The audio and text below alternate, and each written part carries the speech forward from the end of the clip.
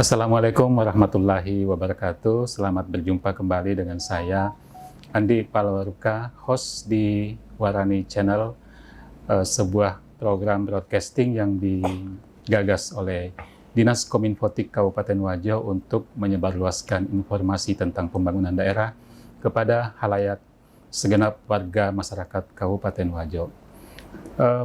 Sahabat Warani yang kami muliakan, dalam kesempatan yang baik ini, tim Warani mengundang salah seorang narasumber yang dalam beberapa waktu terakhir ini concern di dalam upaya pengembangan persutraan di Kabupaten Wajo. Seperti kita ketahui bersama bahwa sutra ini merupakan salah satu komoditas industri yang sangat dikenal di Kabupaten Wajo, sehingga kita menyebut Sengkang sebagai kota sutra. Dan memang dari segi jumlah pelaku usaha yang bergerak di bidang persutraan ini, khususnya di hilir, memang termasuk cukup tinggi, sehingga bisa menjadi salah satu pemantik pertumbuhan ekonomi yang cukup signifikan di daerah ini. Bersama saya sekarang ini sudah hadir Bapak Kepala Dinas Perindustrian, Perdagangan, Koperasi, Usaha Mikro, Kecil, dan Menengah Kabupaten Wajo, Bapak Insinyur Andi Aso Ashari, yang dalam beberapa waktu ini diberikan amanah oleh pemerintah daerah untuk menjadi Kepala Dinas Perindakop UMKM. Sebetulnya banyak tugas pokok beliau yang terkait dengan dinas yang beliau pimpin. Dari namanya saja sudah cukup panjang ya, Bung Aso ya. Siap ya. Panjang sekali nama Panjang dinas. sekali, Ya. Perindustrian, Jadi, Perdagangan, Koperasi dan UMKM. UMKM. UMKM-nya itu juga singkatan. Singkatannya. Usaha mikro, kecil, dan menengah. Ya. Ya, luar biasa sekali.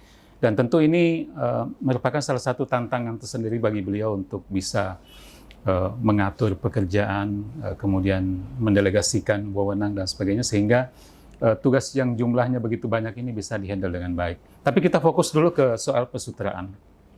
Sebetulnya apa sih yang membuat Wajo ini menjadi salah satu daerah yang kemudian dikenal sebagai daerah sutra? Baik ya. Sebelumnya terima kasih banyak atas kepercayaan. Sama-sama. Ya. Saya dijadikan narasumber pada kegiatan ini. Alhamdulillah wa syukurillah la haula wala quwata illa billah.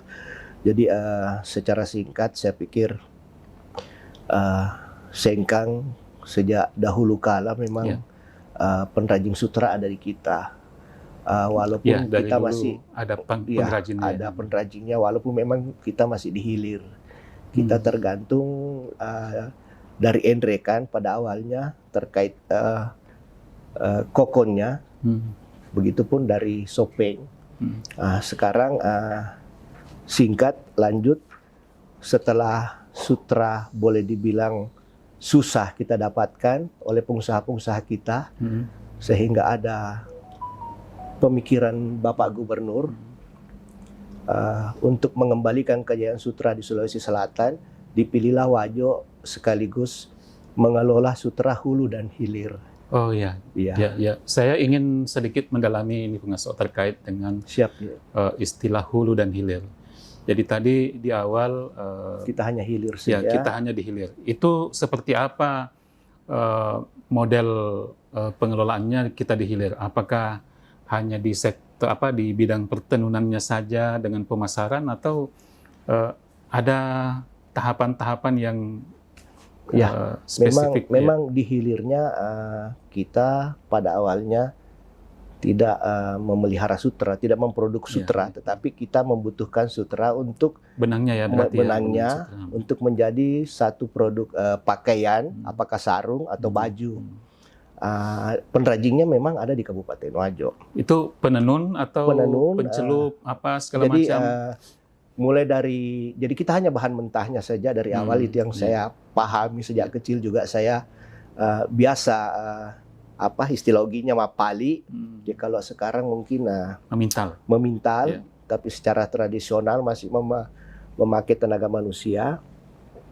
Itu dari dulu memang kita setelah mendapat sutra sebagai bahan mentah, kita olah, kita memberikan corak, kemudian kita tenun juga sampai produk kainnya, apakah itu sutra berupa sarungnya atau berupa baju, kemudian itu akan dipasarkan ke masyarakat yang membutuhkan. Itulah keunggulan Kota Sengkang sebagai memang sering dikatakan Sengkang Kota Sutra, tetapi pada dasarnya pada umumnya di Kabupaten Wajo tersebar. Betul. Ya, berarti sebenarnya bukan cuma Sengkang saja. Karena justru kalau mau dicari, justru sumbernya ini penenunnya itu adanya di kecamatan-kecamatan. Hampir di 14 kecamatan. Di 14 kecamatan. Betul. Berarti sebetulnya Wajo ini adalah Kabupaten Sutra ya mestinya. Kemudian pertanyaan saya berikutnya, karena sekarang ada intervensi dari pemerintah provinsi yang kemudian ikut membawa kita ke hulu. Nah, itu seperti apa modelnya itu, Bung Asa itu? Jadi saya masuk di pertengahan kerjasama yang telah terbangun oleh Bapak Gubernur dan Bapak Bupati, yang kebetulan tupoksinya ada di Dinas Perindustrian, Perdagangan, Koperasi, dan UMKM. Dan mergernya ini saya pikir di tahun 2020. Walaupun berdiri sendiri tadinya perindustrian dan perdagangan, berbeda. Jadi saya melihat dengan adanya bantuan ini, kita di hulu mulai dari proses murbainya. Jadi proses murbainya ini setelah kita menanam, bantuan dari provinsi kita tanam, 9 bulan kemudian kita sudah bisa produksi. Jadi waktu 9 bulan itu diharap kita sudah berproduksi, kemudian dibangunlah rumah ulat, dibentuklah kelompok, bukan kelompok petani murbai, tetapi kelompok pengusaha ulat murbai. Ulatnya ya. Inilah yang kita harus fasilitasi, kita harus dampingi, kita bina terus-menerus sehingga bisa mandiri nantinya. Dan alhamdulillah sejak Januari sampai dengan Agustus kemarin produk kokong kita sudah mencapai 462 kg. 462 kilogram dari berbagai kelompok, baik mandiri maupun secara kelompok. Jadi ada dua memang, ada kelompok yang terdiri dari beberapa pengusaha yang menangani murbai kita di berbagai lahan. Kemudian ada memang kelompok yang mandiri. Jadi mereka ada persaingan di sini. Nah, ini yang kita harapkan dengan adanya persaingan begini, mereka berlomba-lomba ingin memaksimalkan. Nah, jadi hanya saja di penanganan hulu ini, kalau sesuai dengan harapan kami di Sprindakop, masih membutuhkan kolaborasi dengan beberapa OPD lain yang terkait. Misalnya, seperti apa misalnya? Dinas Pertanian misalnya. Kemudian ada UPT Awota mungkin. Berarti mungkin terkait penyiapan lahan ya? Penyiapan lahan dan pembinaan pola tanamnya. Karena kami kan sebenarnya kalau di hilirnya saja sih sebenarnya, tapi karena diberikan tugas hulu hilir, kami mengharapkan juga adanya campur tangan dari OPD lain sehingga kita bisa maksimal produksinya. Sesuai dengan apa yang kita inginkan, mungkin seperti itu. Nah, terkait pelibatan OPD lain yang menurut tadi Pak Kadis harus betul-betul dilibatkan, itu usaha-usaha yang telah dilakukan untuk katakanlah mengharmonisasikan rencana penanaman misalnya, atau mungkin jenis atau varietas steknya, atau kapan harus menanam, atau bagaimana melakukan penanaman, itu seperti apa yang telah dilakukan? Jadi apa yang disampaikan tadi seperti apa? Mungkin spesialis untuk jenis murbainya mungkin sudah ada yang tumbuh di kita.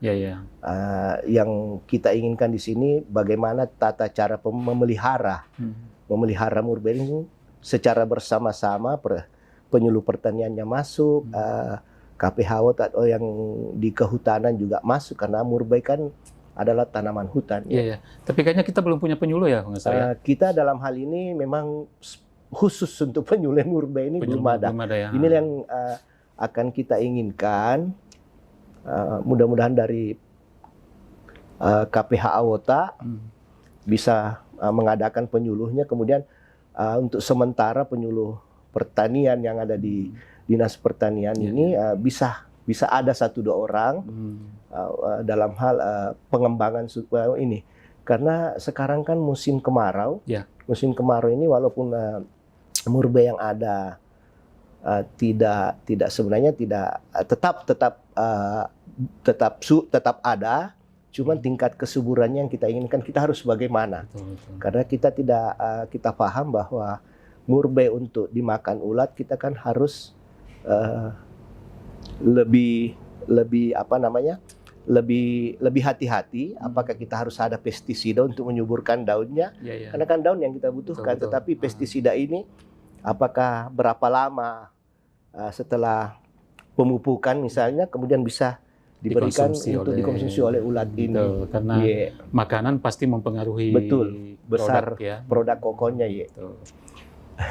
Nah, kalau melihat cakupan koordinasi kita yang sampai ke provinsi, berarti memang tidak bisa hanya internal kabupaten ya, nggak ya, harus betul-betul sesuai isinya, sesuai dengan arahan tujuan utamanya kan mengembalikan kejayaan sutra Sulawesi Selatan. Jadi saya pikir Sope, Wajo dan provinsi ini bukan Wajonya saja. Betul. Kita harus betul-betul kolaborasi, saling mengisi.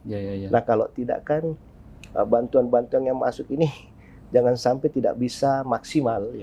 Seperti sebenarnya yang kita alami ini sudah produksi tapi belum maksimal. Kita harapkan misalnya 1 kali panen secara serentak kita bisa 200 kg. Tetapi memakan waktu mulai dari Januari sampai dengan Agustus, berarti 7 bulan baru 400 gram. 400 kilogram 400 kilogram harusnya kan sudah 1000 mungkin. Itu berapa box bibit itu yang itu boxnya sekitar 38 box. 38 box. Dan masih kita datangkan dari Cina melalui penyedia yang ada di Kabupaten tetangga Sopeng. Upaya kita mudah-mudahan tahun depan kita sudah punya indukan sendiri lengkap dengan laboratorium kita sehingga kita tidak tergantung lagi dari kabupaten lain. Itu harapan kami. Mudah-mudahan cepat terwujud ya, Mas. Ya, kembali ke soal tanaman murbei. Ini sudah berapa luas lahan yang sudah kita tanami nih untuk mengantisipasi jumlah bibit ulat yang akan kita datangkan? Baik ya, jadi bantuan provinsi yang masuk ke kita itu sudah 1 juta pohon. 1 juta batang ya? Batang pohon dan itu tertanam semua di beberapa lokasi. Jadi kalau ditotalkan sekitar kurang lebih 30 hektar. 30 hektar. Dan memang sebelum-sebelumnya yang membuat masyarakat enggan untuk bekerja di murbei ini karena tidak adanya jaminan harga dari awal. Saya lihat harga koko itu tidak ada. Sekarang kan pemerintah sudah memberikan jaminan harga bahwa per kilogram kokom basah itu 60.000 per kilogramnya. Jadi inilah yang harus disosialisasikan, diedukasi ke masyarakat bahwa ini ada harganya sekarang, tidak seperti dulu lagi. Anda sudah membawa kiri kanan kokong Anda tidak ada yang bisa beli. Sekarang pemerintah siapkan dan itu dibantu oleh provinsi. Dan sebetulnya kalau dihitung-hitung ketika masa produksi hanya 21 hari jedanya ini sudah bisa panen lagi, artinya lebih cepat ya dibanding komoditas lain. Nah, tapi kira-kira kenapa itu Hungaso banyak petani yang belum apakah karena masa dari penanaman awal sampai panen yang cukup panjang atau ada hal lain? Nah itu, jadi saya lihat dari misalnya ada satu kelompok beranggotakan 10 orang. Di antara kelompok ini hanya 1 atau 2 orang yang ingin memelihara ulat. Tadinya mereka hanya ingin memelihara murbei. Nah, pola inilah yang kami ingin rubah. Bahwasanya apa yang telah kita lakukan 2 dekade ini, 2 masa bantuan provinsi, Untuk bantuan berikutnya, kita lebih condong ke pola kemasyarakatan sebenarnya. Kita memilih masyarakat yang memang hidupnya, piringnya di sutra. Ini yang harus kita ajak bentuk kelompok untuk mulai tanam, mengelola, menanam murbai, kemudian memeliharanya. Akhirnya nanti mereka akan menghasilkan kokon untuk sutra. Jadi kalau hanya mengambil kelompok lain yang hidupnya tidak di sutra ini susah untuk berkembang. Ini yang coba kita bangkitkan, kita cari, kemudian kita buat forumnya. Karena sekarang kan sudah ada forum sebenarnya SSC, tapi kita coba bangkit satu lagi forum sehingga ada persaingan. Kalau ada persaingan, saya pikir bisa lebih maksimal. Mungkin itu harapan kami selama ini.